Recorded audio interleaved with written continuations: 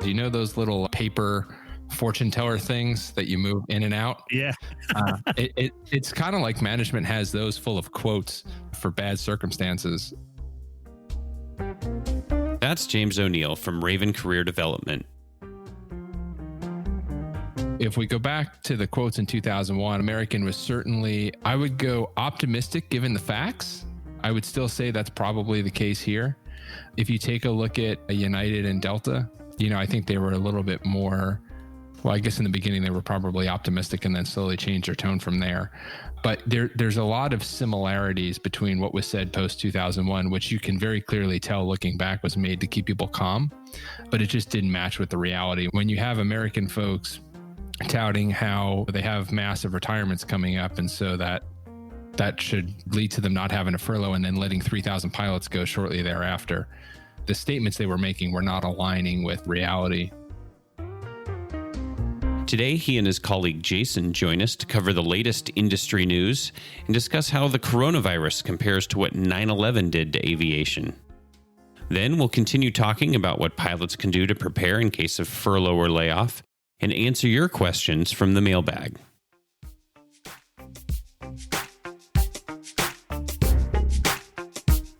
You're on 121.5, the emergency frequency.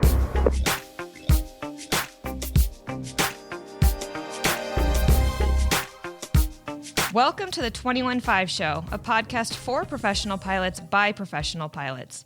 Join Dylan and Max, both with experience in flight instruction, the airlines, and business aviation, as they talk to a variety of industry experts, share stories, and have a little fun along the way.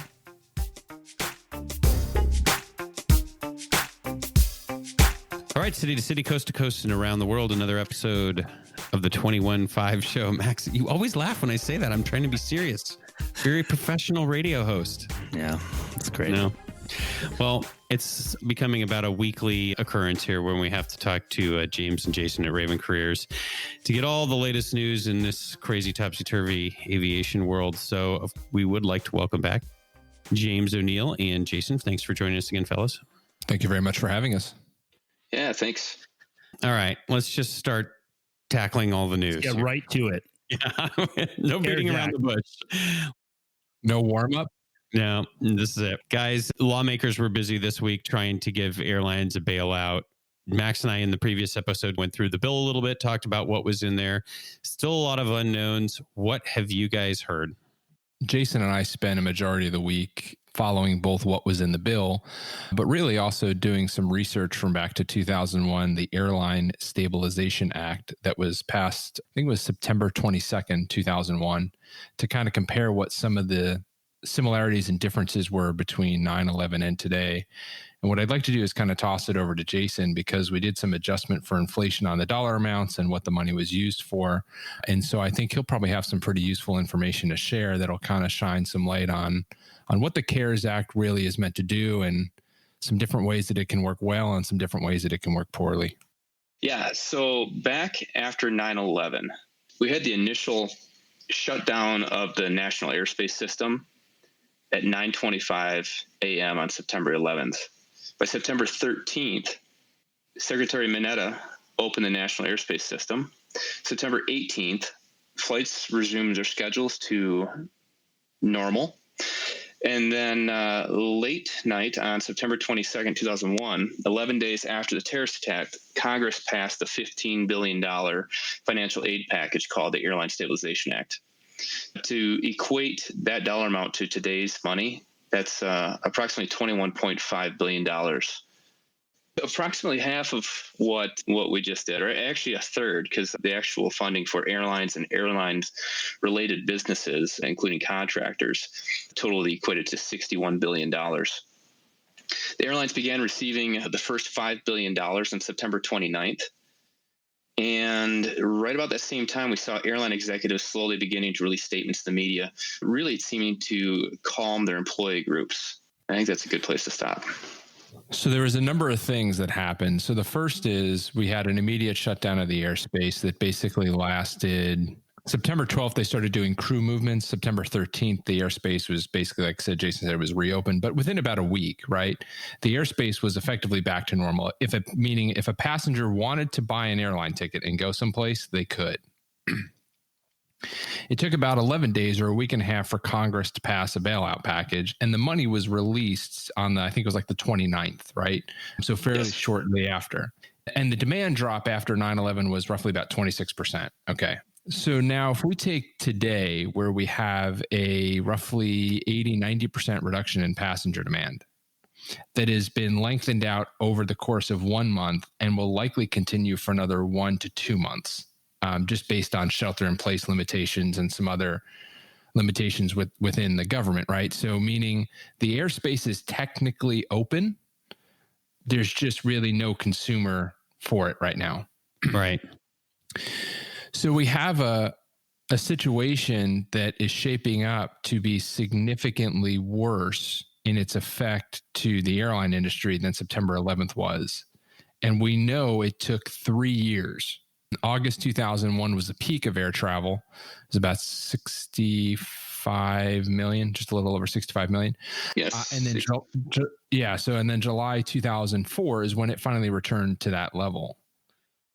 So given the length of time that it took to pass a stabilization act in 2020, right, which is almost double the amount of time, and number two, the length of time that the passenger demand is reduced, means that this is going to have a significantly higher impact, not only on the airlines, right, but if we take a look at corporate aviation, we will have, I suspect, and the information that's coming out is a little bit conflicting right now, but we had a dramatic increase in corporate bookings, right? Because folks are trying to move around to safe places to evacuate family members and so on and so forth to get them into a stable location. But I suspect that what we're going to see is, as the shelter in place laws start to spread more and more and more, that's going to drop off significantly because nobody's going to move. I mean, if we take a look at New York right now,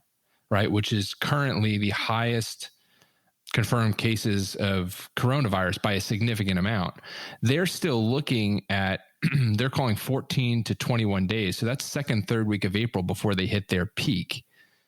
And the rest of the country is behind New York. So this could extend out another 6 to 8 weeks of really people effectively not moving around the country. And so that effect is going to be dramatic on anybody in the United States, period. And then from an economic perspective, it's going to impact both business aviation as well as the airlines.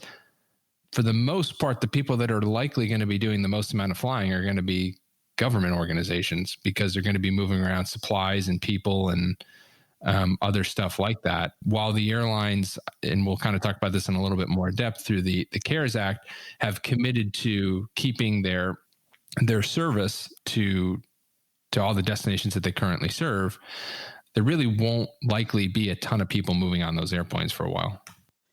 Yeah, to touch on what you were saying, James, it's also important to keep in mind that we may have another 6 or 8 weeks until this plateaus out and we start seeing a decrease.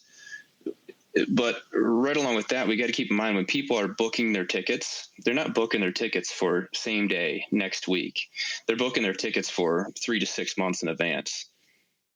And they need to have the confidence that everything's going to be returned to normal at that point. And right now, the little bit of data that we're getting from airlines is stating that bookings are down, bookings continue to be down, and that includes forward-looking bookings into the summer. So when the confidence comes back up, there's still going to be a lag of a couple months before we start seeing those numbers come up from what we've been seeing.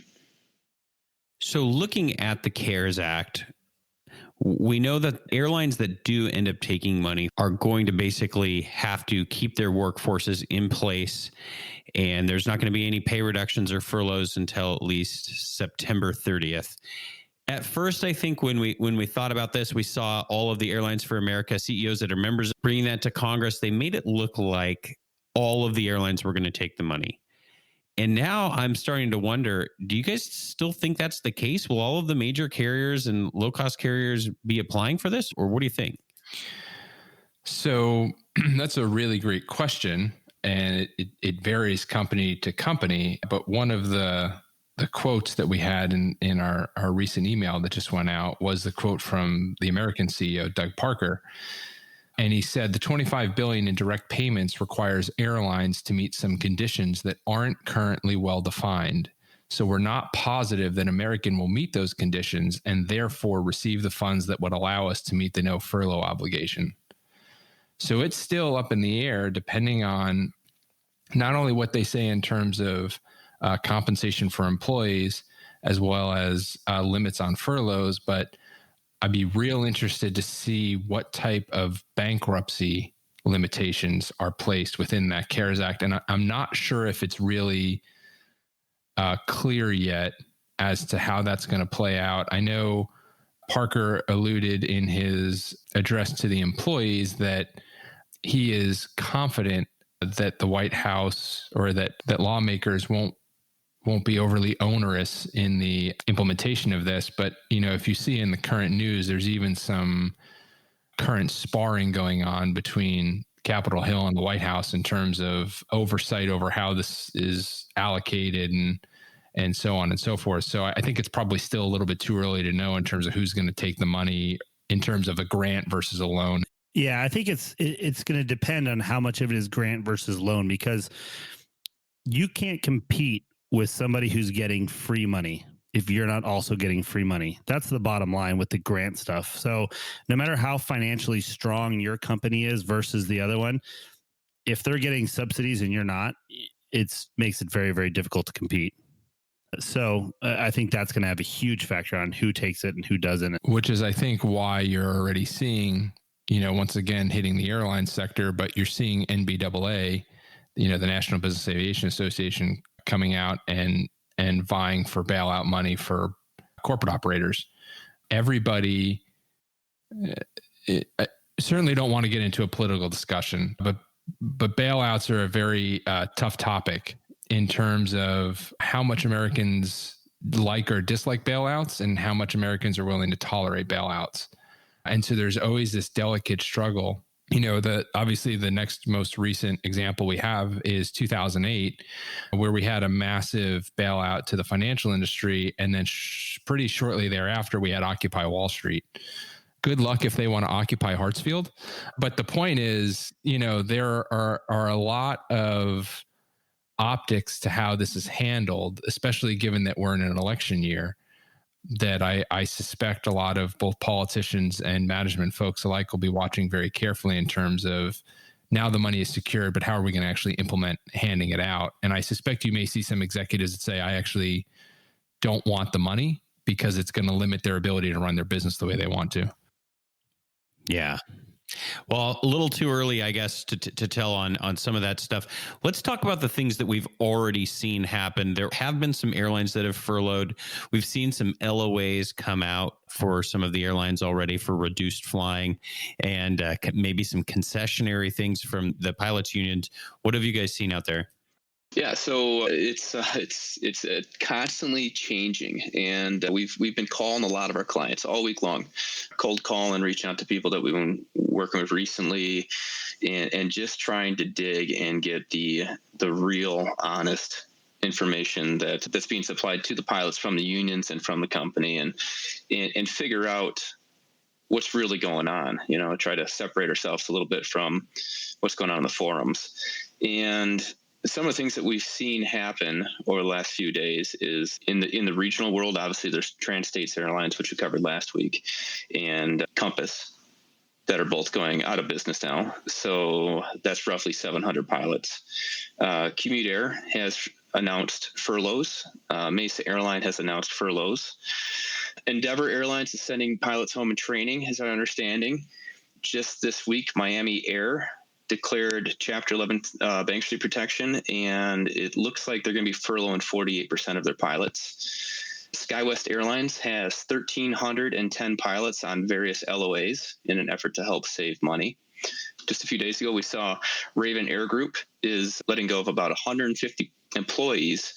And the best we can tell right now, we're getting a little bit of different information on this, but it sounds like about 70 pilots, about half that total employee group, will be getting furloughed. Over at NetJets, they requested voluntary preventative measures, asking for 1,000 pilots to take various leaves of absences. Up at the major level, Spirit Airlines has requested 500 of their captains, 500 of their first officers to take monthly leaves, which will allow them to collect 50 hours of pay. I don't know about the benefits at this point, but 50 hours of pay monthly to just stay home. Stay home. Everybody stay home. That's the message we've been getting, right?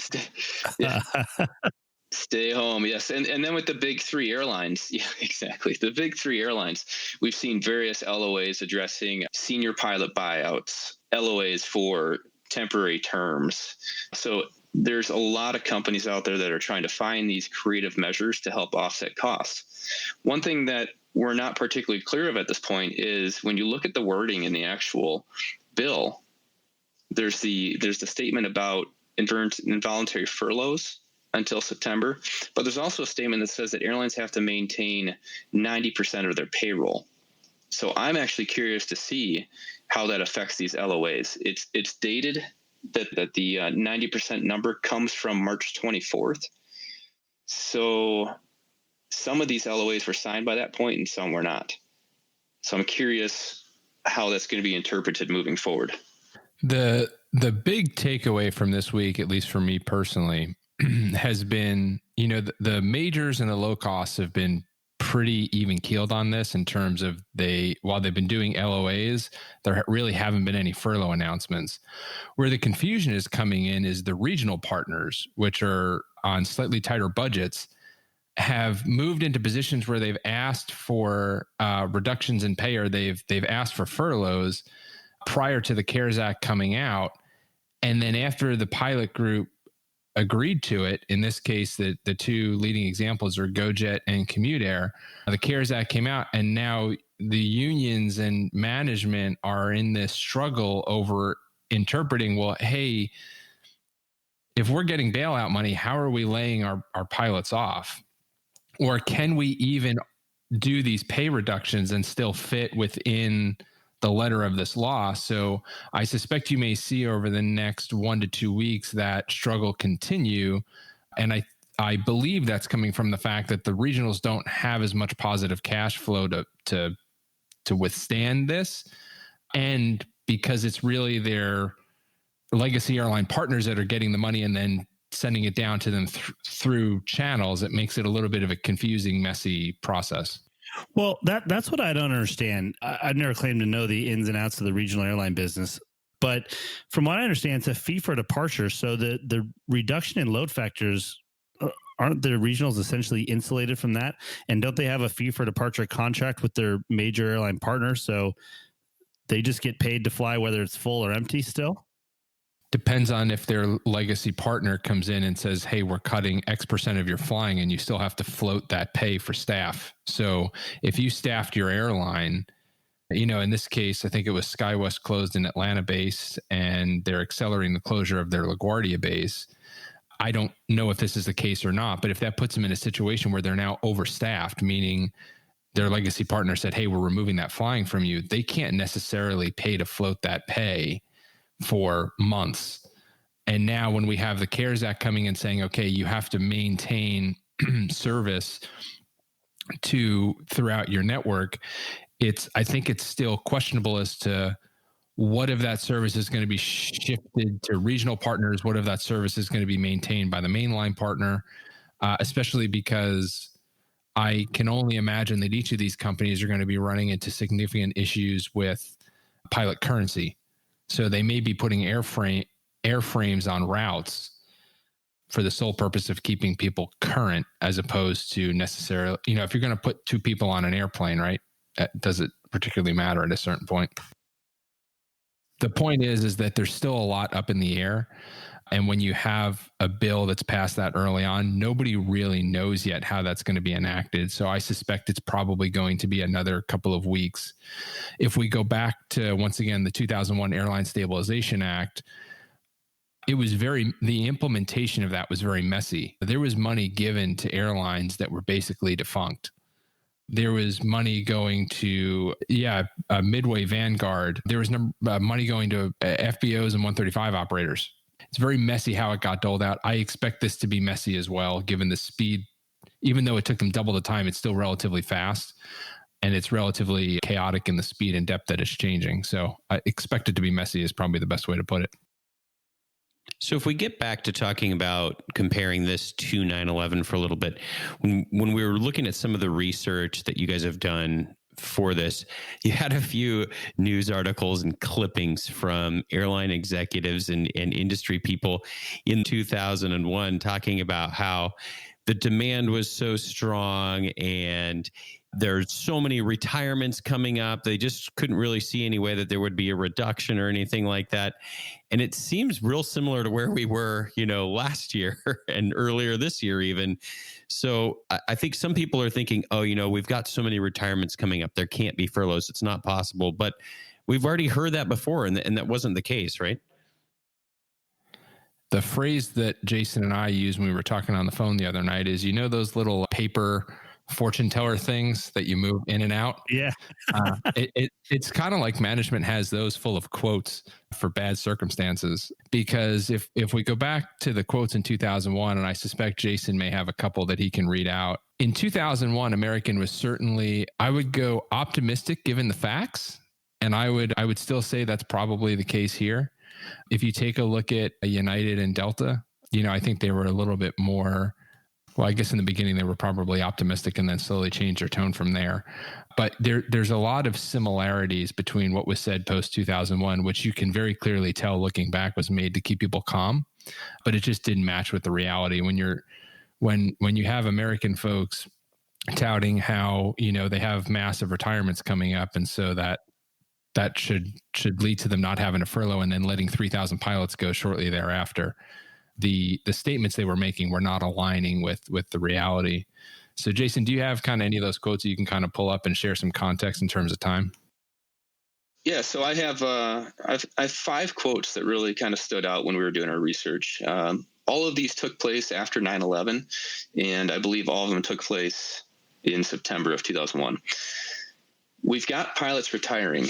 They need to be replaced," said Mark Slitt, spokesman for American. "The reduction in capacity is not dramatic enough to require large cuts." After that, nearly 3,000 American Airlines pilots were furloughed within the coming years, and the last one not being offered to return to work until 2013. The second one airline executive who spoke on the condition he not be identified said that furloughs or layoffs are not on the horizon anytime soon, despite the continued losses that show no sign of letting up. "You never say never on furloughs. As an industry, everyone is watching very closely what occurs, but furloughs is not something we've had a lot of discussions about," said the executive. "We can't be sure we can measure the extent of the difficulties at this stage," said Virginia Caston, Associate Director of S&P's rating service. "It's very difficult to measure how passenger attitudes will evolve, how low the passenger loads will be." And this is important because passenger bookings suffered for 3 years, not recovering to pre-9/11 numbers until July of 2004. "Clearly, the costs are huge. Just the lost revenue itself is substantial, plus all the other expenses involved in a tragedy like this," said American spokesman Al Becker. "We were already having an extremely difficult year. This will only exacerbate that. But this remains a fundamentally sound company. But for the foreseeable future, it will be a smaller company operating only about 80% of its schedule for the foreseeable future," Becker said. And finally, Bagley said that while United Airlines had the largest losses of the major carriers, it owns most of its planes, giving it the assets it would need to borrow additional money to meet liquidity needs, even with the current junk bond rating of its debt. Little reminder, United filed for Chapter 11 bankruptcy protection on December 9th, 2002. It's important to recognize S&P just downgraded Delta to junk, and they're in the best situation of any of the 3 legacy carriers. God. And that was with a reduction in loads of 26%, and we're down 90% now. Yeah, that was a reduction over a very short window of time, too. Hey, Jason, you got the TSA numbers? Yeah. So we went through and pulled some data. Airlines for America has been a really good source recently that compared what the demand was like before the coronavirus against what we're currently seeing in terms of drops in demand for both passenger and cargo, as well as the difference in what TSA is seeing on a daily basis in terms of passengers that they're screening, which is a pretty good indicator of how many people are traveling, obviously. Yeah. So for comparison, according to the Airlines for America, before the COVID-19 global emergency, U.S. airlines were transporting a record of 2.5 million passengers and 58,000 tons of cargo each day. Today, carriers are burning through cash, right? As cancellations far outpace the new bookings for U.S. airlines. Planes are only 10 to 20% full. And I don't know about you guys, but I'm sure you've seen it quite a bit lower than that recently, right? Yeah, it's just plain creepy to be at work right now. Yeah. The new bookings are showing 80 to 90% declines in traffic, even as our airlines are making big cuts in capacity. The interesting thing about TSA is they track how many passengers go through their screening process every day. So Sunday of last week, TSA screened 454,000 passengers. Monday, 331,000. Tuesday, 279,000. And Wednesday, 239,000. Thursday of last week, 204,000 people. To put this in perspective, Atlanta Hartsfield Airport normally services about 300,000 passengers a day. And the numbers Jason gave were nationwide. Yikes. Well, I think we've done a very good job of painting the picture of what our new reality is right now. So the message today is just go panic, make rash decisions. Whatever you got to do, just do something right now. Do something. That's the just key. Do something. That's it. So the fascinating part of this is, in all likelihood, there will not be one airline pilot out of a job prior to October 1st, which means if you were in corporate aviation, right, you have April, May, June, July, August, and September to do the work of making sure that you're in a stable position. And for the airline folks, you have the exact same amount of time to start thinking through where is your chair going to be if the music stops.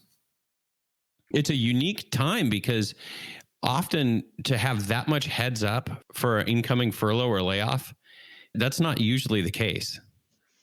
Well, keep in mind, most airline contracts have rules in them written that state 90-day notice minimum, 21-day to 30-day, 60-day. You know, we've got these variations in how much time is necessary to notify the affected group of pilots of when they will have a furlough. And that's the planning stages. Usually you can kind of see it coming. My first furlough, I saw it coming. I knew it was happening. And on Thanksgiving Day, when I got my furlough notice, it gave me about 4 months to plan.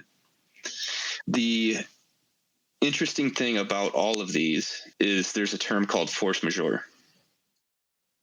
And it's pretty much an act of God, right? So if something happens that's completely outside of the realm of possibility of planning for the airlines, they can enact this. And what we see with contracts in what I was looking at over the last couple of days is the protections that we hold dear, such as furlough pay, such as the ability to use vacation over a furlough, and that 90-day notice can get chopped down to 30 days or even less, simply by having a circumstance that happens that is completely unpredictable and completely outside of the bounds of planning for an airline. That's interesting. So I was watching the daily briefing by Governor Cuomo of New York earlier today, and I was watching it because I have a lot of family in that area of the country. So I'm trying to keep in touch with what's going on with numbers and how they're handling it and so on and so forth. And there's a quote that he had that said, "You go to war with what you have, not with what you need. But before you go to war, you make all the preparations you can." And what he was referring to is they know they have a 14 to 21 day lead on what may be coming their way. If we think about it, we know that there is a line in the sand of October 1st where we're likely going to experience more volatility. We don't know if there's going to be furloughs. We don't know if there's not going to be furloughs. We don't know if they do the furloughs, how long it's going to take for them to be implemented. But if we take a look at what's going on in the economy and we broaden our perspective outside of aviation and we take a look at what's going on at Disney, what's happening to conventions and concerts and all the things that people travel for, we can start to see as it gets into April and May and June and July that if those things are not spooling up, right, then we're likely in for a longer winter. And we have a significant amount of time to prepare for that. And so I think if we go to both ends of the spectrum, putting our head in the sand, right? And if we think about it, look, people hate to think about bad things happening. So they always underestimate their likelihood. It's just the way we work, right? The reverse of that is the folks that panic and start predicting when the sky is actually going to hit the earth. The reality is April, May, June, July, August, September, right? That's a pretty significant amount of time to make changes to your finances. It's a significant amount of time to warm up your network. It's a significant amount of time to get all the documents that you need from companies to make sure that if you do need to pivot, that you can do it as quickly as possible. It's a significant amount of time to make sure that you have your medical and your passport. I think Jason and I were talking about this the other day. Was it 9 months the DOD is quoting right now, Jason? I apologize. I'm a little fuzzy on the detail on how long it was. For the passport renewals?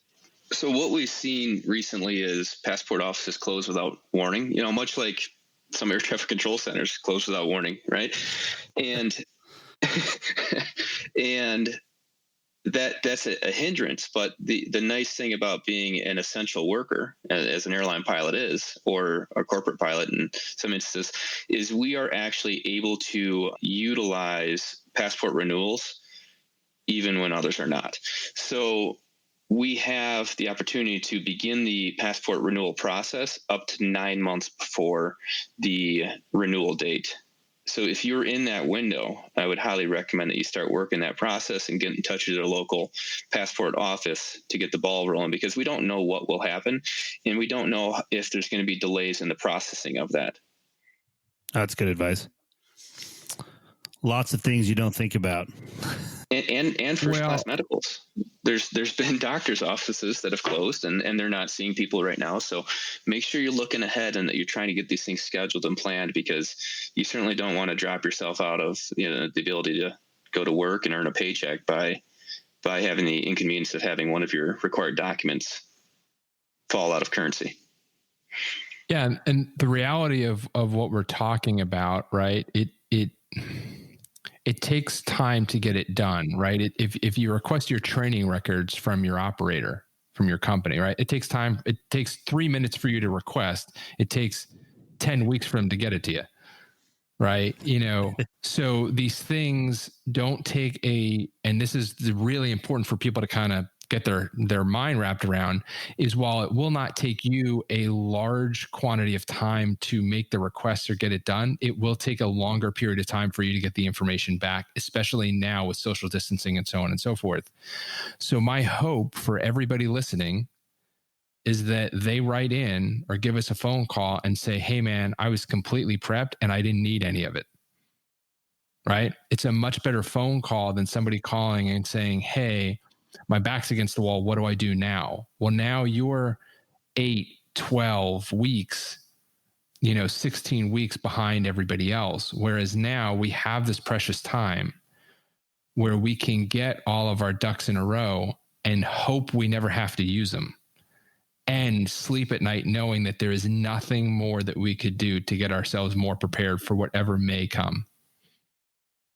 Yeah, James, can you give the example of the captain that called you that was near retirement? So I was talking to a senior captain, A330 guy, and was not set to retire for a few more months. And there are some financial incentives that he gets due to the previous bankruptcies and mergers, he gets a lump sum payout. And he, took a look at the math and made a decision that he's retiring 3 or 4 months early because he wants to make sure that money is available to be sent his way, that nothing happens with any bankruptcies, nothing happens where anybody can discharge that funding. And so, he's fortunate that he's in a position that he can afford to leave 2 or 3 months early, right? And he's not doing like a reduced line. He actually put the paperwork in, done. But different folks are doing threat assessments of what their situation is and what they can afford and not afford, and making the best decisions they can based on that risk profile. To steal a quote from, I can't remember the infectious disease control doctor that was on the Joe Rogan podcast, but he made a comment. He'd given a lot of news that was similar in tone to what we're talking about now. But he said, look, my objective is not to scare you out of your wits. It's to scare you into your wits. Yeah, that was good. And that's really what we're talking about here. The objective here is not to create fear. It's not to create panic. It's to make sure that everybody that listens is ready should they need it, while we all collectively hope that you call up and say, hey, look, man, I was just really prepared for something that never came. But I'd much rather have someone leave hearing this knowing that they're prepared and that they might not need to use it than going to sleep nervous every night worrying about how am I going to handle this. Yeah. It's really good. Well, on that note, Dylan, should we dig into the mailbag? I think so. Had a lot of listener emails come in, questions. I think, they're hard questions, Max. So I was like, why would we try and answer them when we can just slough them off on James and Jason? It seems like much easier. That way we don't have to stick our necks out. Seems much easier. So we got an email a while ago from listener Steve, and he had asked a few questions, and I thought one was particularly interesting.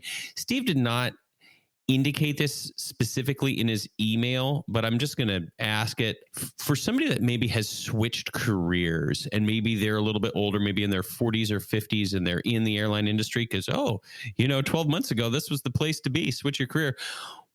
How should those pilots be looking at what's going on? They're in their second career now, maybe just rebooted. So we've spoken to a number of folks recently with those situations, folks that have owned their businesses previously, folks that have left flying but stayed close to the industry, engineers, human factors, stuff like that.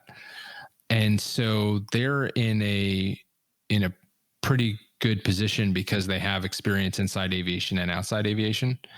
And so with a lot of them, it's a combination of a couple of things. So when you have a resume and you're looking to change careers, right, or go back to a career that you have experience in. So let's use nursing as an example. One of the folks talked to has a background in nursing. We have to make sure that their resume reads like a nurse that has experience flying airplanes as opposed to a pilot that has experience nursing. So that's the number one thing. If you have experience outside aviation, is to take a look at your resume and ask yourself, does this look like a pilot or does it look like an engineer, nurse, human factors professional? And then the next thing is we spend a lot of time, mainly through LinkedIn, assisting them in doing effectively a gap analysis. And what that is if you've been out of whatever your previous industry was for some amount of time, 3 years, 5 years, 10 years, right? Or you've only been kind of half in the industry, then what we need to do is conduct a gap analysis and find out from the decision makers, hiring executives and HR folks, what experience do you have that's valuable so we can make sure we're highlighting that? And if there's any experience that you now need, industries change, right? That you don't, meaning is there a new experience that you need that you don't have? Well, we now have April, May, June, July, August, September to work on getting that experience.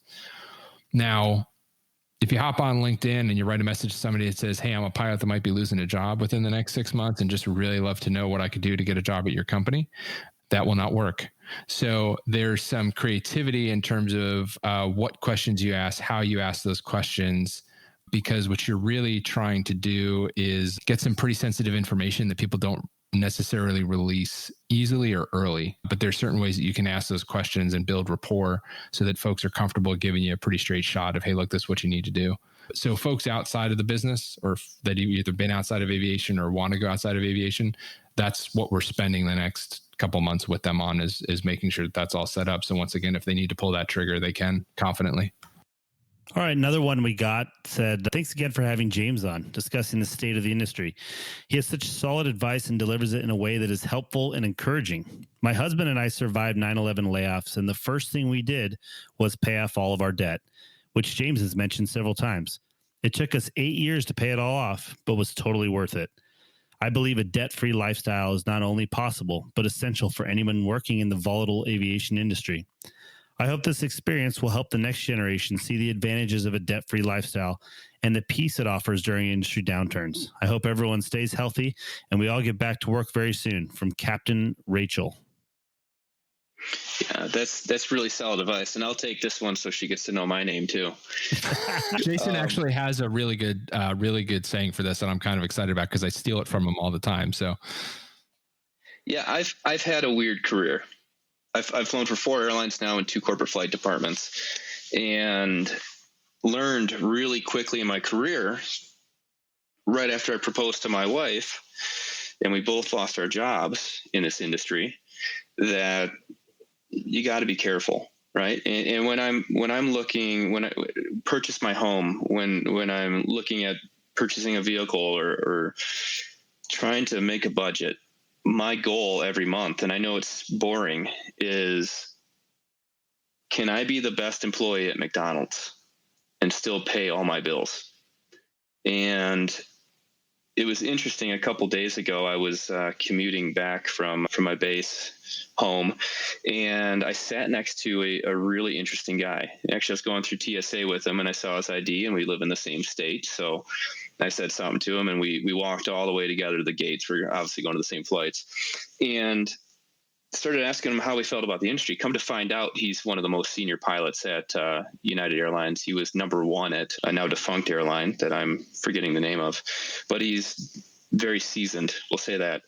And I mentioned that to him, and he said, that's the exact same thing I've lived by. He'd been through strikes. He's been through companies going out of business, furloughs, and he never lost his property because he lived by the same rules. And if he bought a toy, he paid cash for it. He told me he had a $100,000 boat, paid cash for it.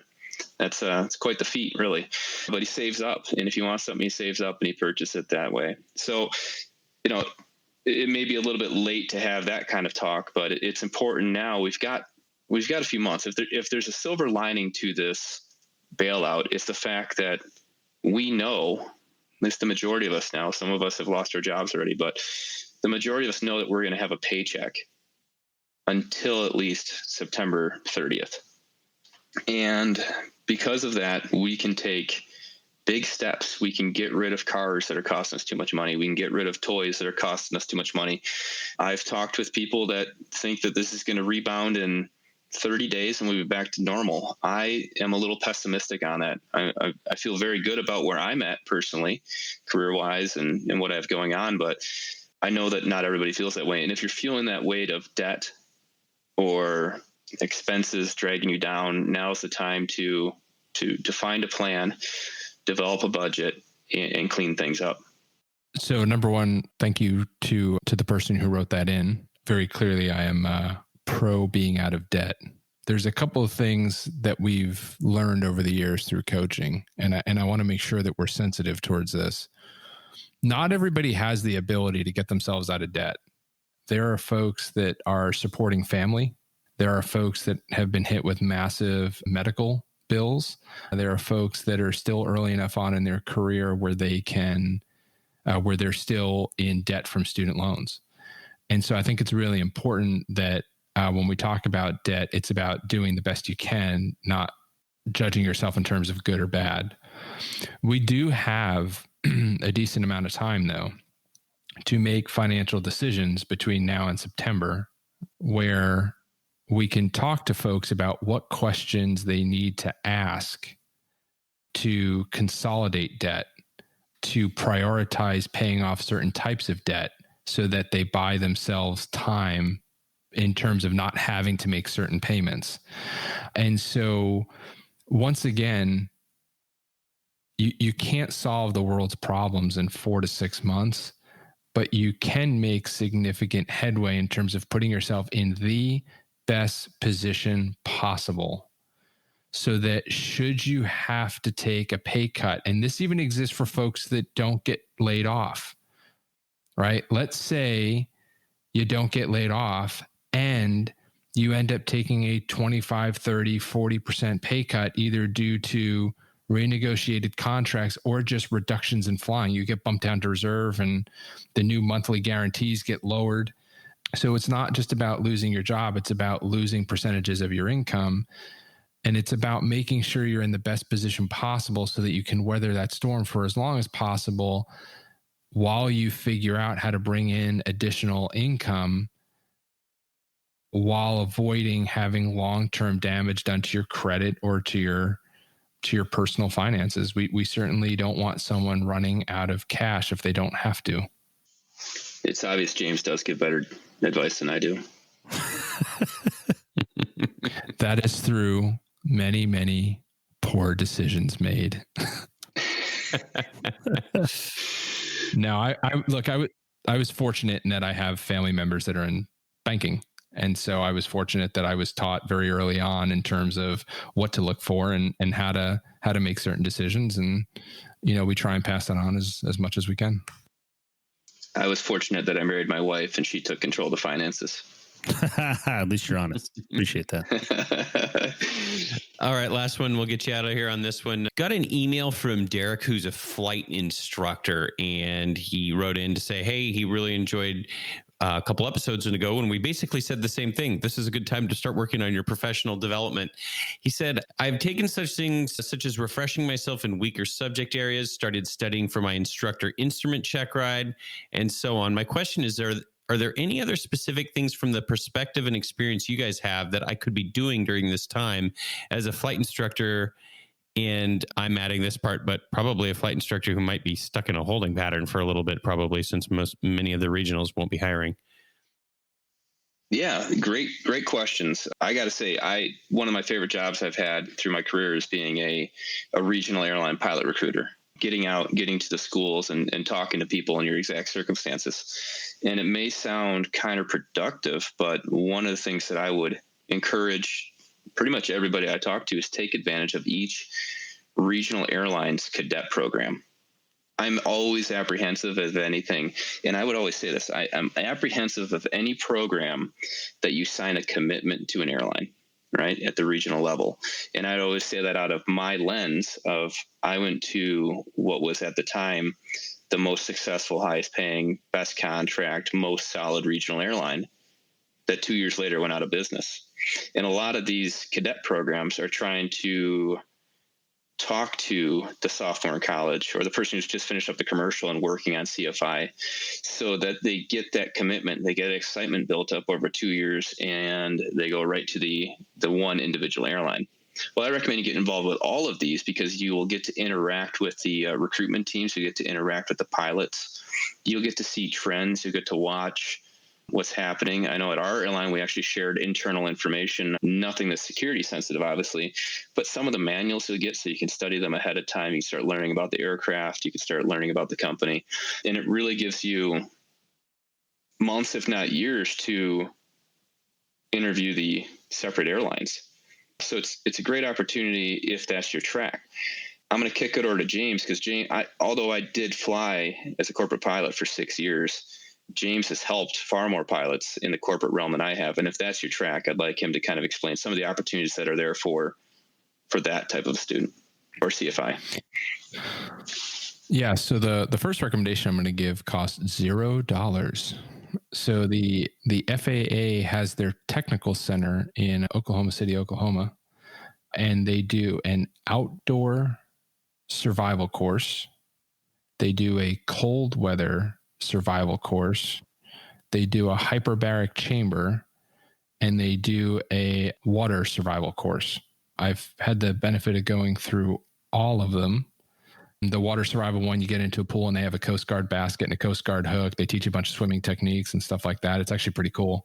The hyperbaric chamber, they do there's a half a day of ground school instruction, and then they actually put you in the chamber. The outdoor survival course is pretty neat. They have you build fires and launch flares and do a whole bunch of different cool things that are, I think, pretty useful all around, regardless of what segment of the industry you go into. In terms of beyond that, specifically around the corporate aviation side, the one of the best avenues to go into, and Dylan and Max, you'll probably be able to kind of expound on this a bit, is to Google your regional business aviation association and join it. There's a few benefits to that. There's a boatload of resources there that just go underutilized. I mean, this wholly go underutilized. There's a lot of folks there that want to help, and you're going to get some really good guidance in terms of what folks in your local area are looking for. When you're early on in your career, the broader you cast your net, usually the better this goes. There's no reason to lock yourself into a specific path if you don't have to. Is this advice for Tinder, James? Yes. I wasn't sure. But pictures and taglines next week. So wait, I'd never heard of any of these schools you're talking about with the FAA. Are they free? Well, I mean, your tax dollars pay for it. Yeah, I can. Just like this free money to the airlines. What I'll do is I'll see if I can find the link, because maybe you can share it. So you have a listener question, Jason? I do. This week was really interesting. James and I spent a lot of time on the phone together, doing a lot of research. And the really cool part of it was we got to talk to some really fascinating people that have lived through amazing events in aviation history. And James and I both walked away with a bit of a fascination around no furlough clauses. Through some of our client contacts, we were able to reach out to union leaders, airline leaders who are no longer in the industry. And we're going to continue to do that as the week goes on and continue to tap them and learn from them. But I guess I never really dug in too deep on what a no furlough clause was. And I think it's kind of neat if we can explain the history on that and where it came from. James can articulate it really well. Yeah, so we've had a lot of questions coming in this week about force majeure and no furlough clauses. And so, like Jason said, we took some time to kind of go back and talk to folks that held higher up union positions in the 80s, 90s, and early 2000s. And there were a couple of interesting trends that popped out. So the first is no furlough clauses actually came out of the 60s and 70s when airlines used to hire and then furlough seasonally. And so what unions figured out is when airline management would come to them and say, hey, we need increases in productivity, that's when they started putting those furlough clauses in there, because they wanted to make sure that if they gave management more productivity, it wasn't going to be at the cost of losing more pilots. Somewhere over time in the 90s, early 2000s, I think folks kind of reinterpreted those furlough clauses to mean, hey, look, if there's a massive downturn in the economy, that this will protect us. And the reality is that was never true. They had what they call force majeure clauses, which are basically, if we have an act of God, right, September 11, 2008, we can basically wipe all this off and just, we can cut as many employees as we need to. Union leadership learned from that and have since gone in and bolstered the contracts even better. And so now what we have is an environment where they've made it extraordinarily costly for an airline to furlough. On the one hand, that's very good, right? In that it protects jobs and it makes it very, very difficult for an airline to furlough folks. The downside is, since it is so expensive to furlough, when an airline does make a decision to do that, it's usually going to be for a minimum of 12 months. But that's why if you take a look back, especially in the earlier part of the decade, when you saw the furloughs, they were 2-3 years. They weren't short ones. And so it was just interesting to kind of hear folks talk about what it was like to interact with management, how decisions were made on the union's behalf, how decisions were made on management's behalf, and what different strategies were put in place really to protect as many jobs as they possibly could. Because at the end of the day, that's what they were working for, right? Is they're trying to protect as many jobs as they could and make sure that people came out of it as well and financially intact as possible, which was a tough gig in the early 2000s and mid part of the decade. like Max and I have talked about and reading. I'm sure you guys have read the book Hard Landings we keep talking about, and just a lot of the lessons from the industry just kind of keep cycling back. It's amazing. Yeah. So there's a lot of similarities in this, and there is a lot of stuff that's repeating. If any of the listeners have access to any pilots that are in their 60s or 70s, if you just ask them, you will be shocked at the amount of time that they will spend with you to help you understand what's going on, because they've been through the suffering, and most of them really don't want to see anybody else have to go through that. And they're really a wealth of information, because not only have they set up the environment that we're playing in today, whether you're corporate, whether you're airline, whether you're military, right? But they can explain how they got there, which is really helpful, that when you're listening to all these conflicting quotes from management, and when you're listening to folks in the cockpit or on the boards, and it just becomes noise, you can filter that noise through a lens of somebody that can tell you, hey, look, man, this is actually what you need to focus in on, and take the rest of that over there and throw it in the garbage. Yeah, take that wisdom. All right, guys. Well, that probably about does it. One last thing, we want to thank our sponsor, Harvey Watt, of course, who offers the only true loss of license medical insurance available to individuals and small groups. Because Harvey Watt manages most airlines plans, they can assist you in identifying the right coverage to supplement your airline's plan. Many buy coverage to supplement the loss of retirement benefits while grounded. Visit harveywatt.com to learn more. Thanks to our friends at Harvey Watt. And thanks to James and Jason. Fellas, if folks want to get a hold of you, what's the best way to do that? Sure. So if they go to www.ravencareers, RAVENCAREERS.com, click contact us and fill out the form. Otherwise, on the bottom of any of the pages, they'll be able to click on a link that will bring them to Jason or my schedule. Well, always enlightening. Thanks again, guys, for the time. I'm sure we'll be doing this again soon. Thank you, gentlemen. Thanks for having us. All right, fellas. See ya.